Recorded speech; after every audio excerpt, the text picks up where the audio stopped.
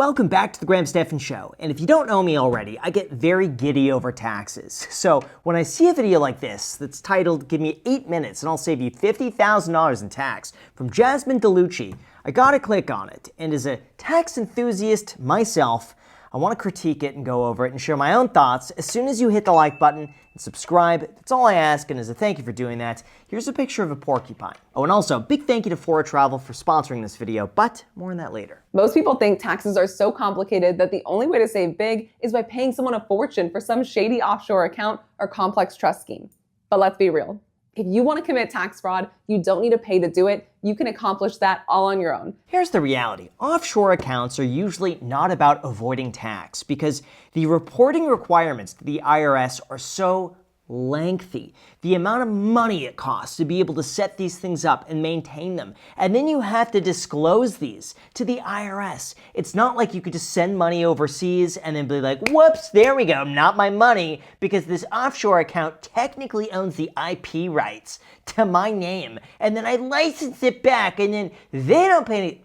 You don't really do that, okay? Usually what these offshore accounts are doing is more so for like liability protection. So if someone goes and tries to sue you, it's like, there's nothing in my name, which is, you could do that here domestically. There are so many domestic trusts in Nevada, Wyoming, name a state, and there's probably a trust that is there for you that could get assets out of your name. So this whole offshore account thing, yes, people do schemes in Ireland to avoid paying the US government, but for like 99.9999% of people, total waste, you don't need it. However, there are legal options, and I'll show you what those are and how to keep an extra $50,000 in your pocket. I got my first tax license in high school, and in today's video, I'm going to show you exactly how to implement 5 legal tax strategies that can each save you tens or even hundreds of thousands every year. Why don't they teach more people this in high school? I don't get it. If she was able to do this in high school, why isn't this just like a class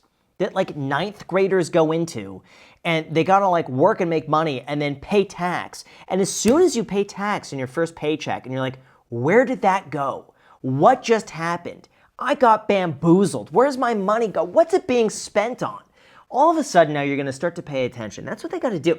Teach these strategies in high school. It should be a mandatory class each and every year to go over tax strategies, how to save more money legally, of course. The fact that they don't teach this and they just leave it up to you to figure out on your own is wildly irresponsible. And they only do that because they want more money. Okay, it all comes down to money. So the more money the US government gets, the more they could blow it on bridges that go to nowhere. Okay, so that's why you got to learn these strategies. Keep listening to this. This is good info. Strategy 1, an S Corp election done right. Okay, here's the deal. As a sole proprietor or single member LLC, you pay self-employment tax on your entire business profit. That's 15.3% on income up to the Social Security wage base, plus 2.9% Medicare tax on everything above that, plus an additional 0.9% Medicare surtax if you're over the threshold. But with an S Corp election, you only pay payroll tax on your reasonable W-2 salary. The remaining profit flows through as distributions, which aren't subject to self-employment tax. Do this. I made a huge mistake. I was an idiot because no one taught me this. When I was 18 years old, I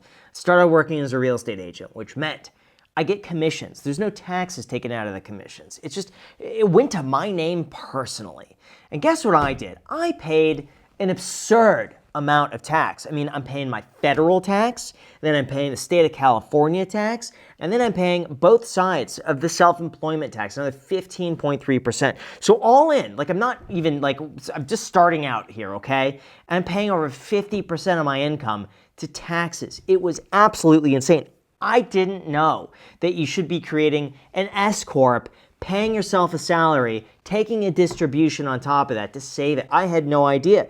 And my tax person was just like basic off the shelf, like bless his heart, okay? He's doing the best. He didn't tell me to do any of this stuff at all. I just fucking, man, I could have saved so much money. And when you compound that over the last like almost 20 years at this point, like the amount of money I would have saved in tax could have added up to a substantial amount today, just invested in the market. I didn't know. So if you're watching this right now and you're self-employed and you don't have an LLC taxed as an S Corp, do this. This will save you so much money. So much money. Just look into it. It costs you very little, okay? And the education is free. Just ChatGPT it. And no, actually don't use ChatGPT. The errors in ChatGPT lately are awful. Grok is probably the best these days. So I go Grok it. For example, if you have a $400,000 annual business profit, as a sole proprietor, you would pay self-employment tax on the full $400,000. All right, look, as a tax aficionado myself, this doesn't look entirely accurate to me because this claims you have to pay self-employment tax on the full $400,000. Not entirely true. Instead, you have to pay the 15.3% self-employment tax up to the first $184,500 worth of income. And then on the remaining of that, you have to pay the Medicare of 2.9%. So yeah, all in, it's probably going to be about $35,000. So she's kind of close on this, but you don't have to pay the full 15.3. I mean, that just phases out after a certain amount. Now, here's what to avoid. I have seen countless clients show up and already have made an S-Corp election in a prior year as a tax planning recommendation, and the result, an increase in tax. It happens all the time when you buy assets inside an S-Corp with financing. This reminds me how insane it is that so many people try writing off their vacations on their taxes because for most people, it's either not allowed or it's a gray area that could get them in a lot of trouble. Because unless you're running a legitimate business, doing everything by the book, by the IRS guidelines, it's usually just a personal expense that people try to save money on. That's why instead of trying to write off questionable expenses like a vacation, what if you could actually make money from it? Or at least offset the cost in a way that's completely legitimate. Think about it. You spend all this time trying to optimize your finances, cut back, save more. But when it comes to things like travel, planning, or helping friends and family book trips and vacation, that all just goes nowhere. However, that's exactly where something like our sponsor Fora becomes really interesting. For those unaware, Fora is a modern travel agency built for people who enjoy planning out trips and helping others travel well, but want to actually turn that into something more structured that could grow over time. As a Fora advisor, your membership gives you access to booking tools, training, and a global community of travel experts. So instead of trying to figure out everything on your own, you're working with the same infrastructure that the professionals use. You also get access to more than 7,000 travel partners, including major hotels and boutique properties, which means you can offer things like upgrades, room credits, and late checkout that most people wouldn't get access to. And the way it works is pretty simple. Every hotel, cruise, or experience you book pays a commission based on the total booking cost. So instead of that going to waste, it actually comes back to you. So if you're already the person who enjoys planning out trips or the person that people go to for recommendations, this is your way to build something from it without starting from scratch. So if you want to learn more, you could become a Fora advisor when you go to foratravel.com/YouTube or click the link down below in the description to learn more and become a Fora advisor today. So thanks so much, and now let's get back to the video. Picture this. $100,000 of net income, and a social media strategist says once you're over $50,000, elect S-Corp status, you'll save $7,650 in self-employment tax. Sounds great, right? But here's the reality check. You live in California, so you pick up the state 1.5% S-Corp tax. You're now paying an accountant an extra $2,000 to $4,000 every year for additional payroll and business returns. And the big one, because you have a fancy vehicle with financing, you blow through your stock basis and end up converting tax-free distributions into a taxable gain the next year, or you create disallowed losses from what you thought was going to generate a tax benefit. So instead of a win, you end up with thousands more in tax, extra compliance costs, and less flexibility. Yeah, the solution to that, by the way, just leave California. Stop paying these awful, just an extra 1% tax. You know, I swear, they find ways to nickel and dime you. That's all they're doing. They basically take you by the feet, they shake you upside down, and they say, oh, how much change do you have? And then they scrounge up the pennies. They look for any way to find to tax you. It's ridiculous. But also don't be like financing vehicles and don't do any of the fancy stuff. Just run your income through it, keep it simple, that's it. Strategy number 2, short-term rental tax benefits. Yes, short-term rental tax benefits exist, but in practice, I see them implemented poorly all the time. And I know this because I'm representing IRS audits on this exact issue. And the reason is because it can create a massive paper loss in year one, and the IRS knows it. They're watching social media just like you are, and they know where the abuse is happening. This, I gotta say, is probably one of the most popular and abused tactics out there to save a lot of money. It's like this workaround that people somehow discover and they think it's gonna solve everything. But basically what you could do, let's just say you make $100,000 from a W-2 job, and now you have to pay taxes on the $100,000. Well, the workaround here is that you could buy yourself a short-term rental. So maybe you put $10,000 down on a short-term rental that gives you $100,000 worth of paper losses, and then all of a sudden the paper losses offset your ordinary income, and then you don't owe any tax and you get to buy real estate at the same time. The thing is though, this is becoming so abused that the IRS is looking for red flags. They basically just look for abnormalities within the tax returns, and when they see you have a big income and then a huge loss just conveniently offsetting the income,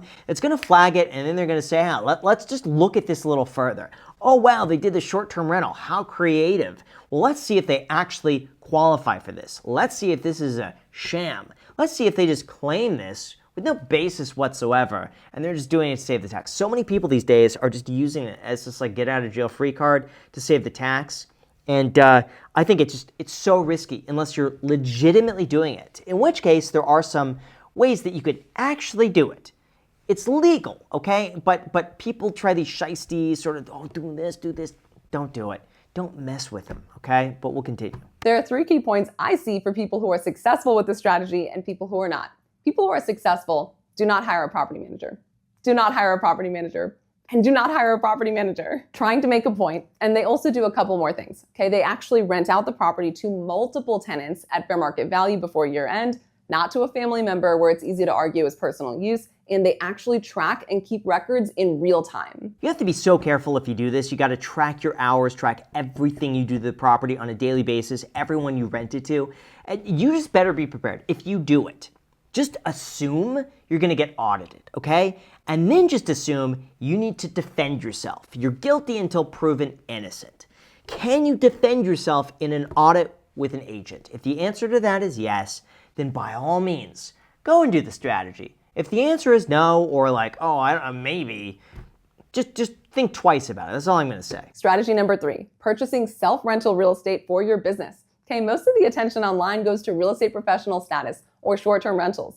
But one of the simplest ways to get the same tax benefit is often overlooked: owning the building your business already operates in. For example, say you run a plumbing company and need office and warehouse space. Instead of renting, you purchase a commercial property, but here's the trap.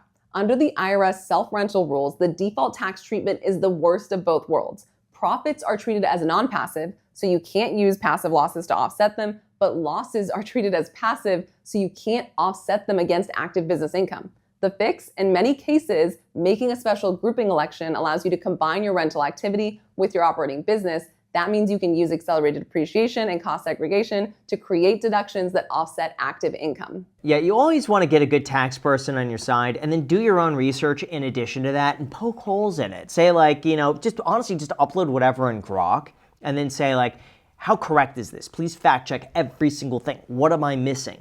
And then throw that in something else and just do your research, because even if you rely on someone else, that person is a person. They're human. They're going to make mistakes from time to time. So if you could cut down on those mistakes, by all means. But I do agree with her. Buying a building for your business is probably one of the best ways to actually get the real estate deduction against your business income. But you really have to be self-employed to do this. Like if you are just a high-paid W-2 earner, unfortunately, like you get shafted. You are the one who pays the most in tax with the fewest options.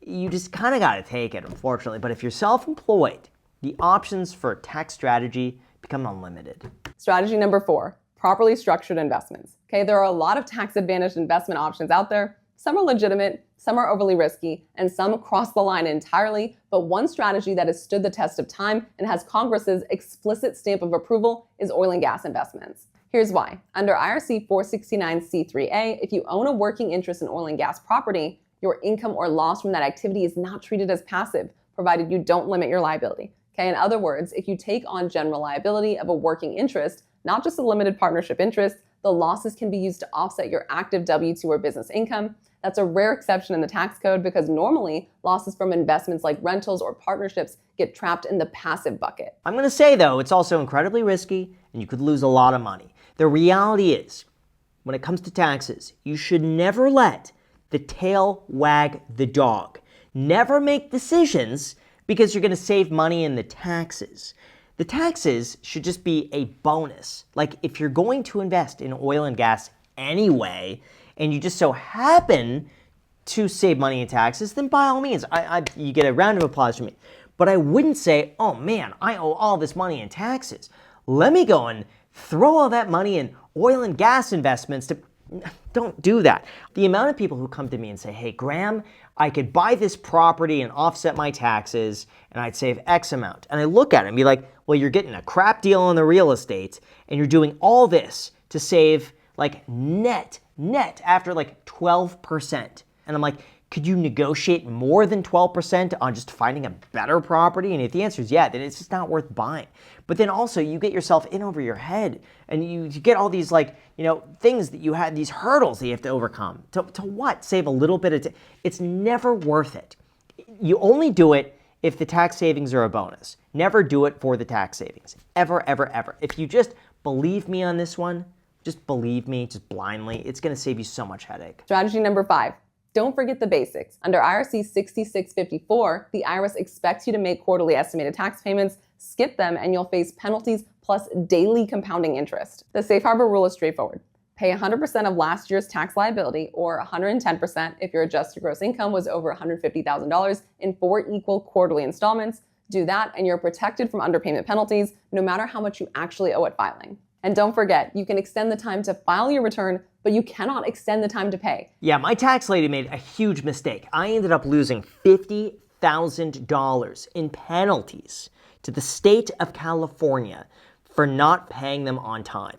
Instead, what we did, we filed the extension, and my tax lady said, oh no, you're totally good. You don't have to make a payment until like April or whenever it was, when taxes come due. I was like, are you sure? Yep. And in writing, she has this. And then I just don't make a payment, and then I get the bill, and it's a $50,000 fee from the state of California for not paying on time. And I had the money. I could have paid it. And, she basically said, oh, I screwed up, and my gosh. You can't go through the errors and omissions. It's a whole thing. You have to prove that you tried to get the money back, and it was just like such a pain. It's awful. It was awful. So from now on, I recommend just always double check your accountant, and you want to always make sure to pay those estimated taxes. I always pay a little more, and then if I'm overpaid, then I just kind of roll it into the next year. So there's no ideal way to pay the IRS, but that for me is usually worked the best. Everything you owe for the prior year must be paid by April 15th, or it starts racking up penalties and interest. And if you want more detail on exactly how to go about calculating your estimate tax payments, then it's in the next video. So overall, I gotta say, when it comes to saving money on taxes, the best thing that you could do right now is just get a good tax person. Go on Yelp. And find someone with a whole bunch of 5 stars. Call around, interview 3 of those people. Send them the return. Or for free, you can upload your tax return to like Grok. Gemini is pretty good. And say, how could I save money on taxes? Give me creative ways. Pretend that you're like this expert tax planner.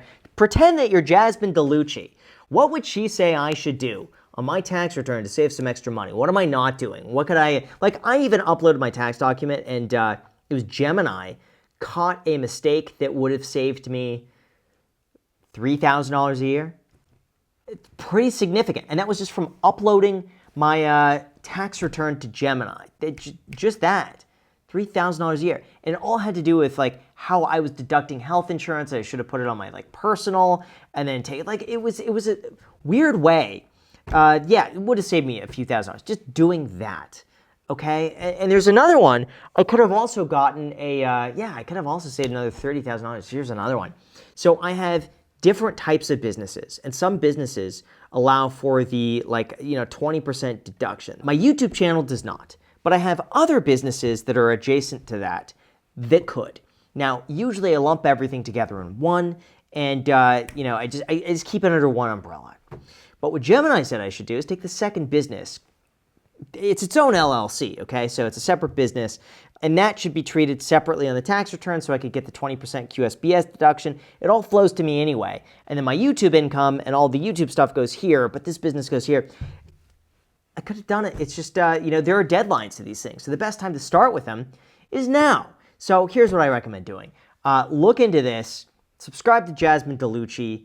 Upload your tax return if you're comfortable with that. Listen, if you upload it to the AI and they steal your information, I'm not responsible. Whatever you type in the AI, just assume that they own that forever, okay? So assuming you're okay with that, see if they have any recommendations for you. Subscribe to Jasmine DiLucci. So with that said, thank you so much. Subscribe, hit the like button. Till next time.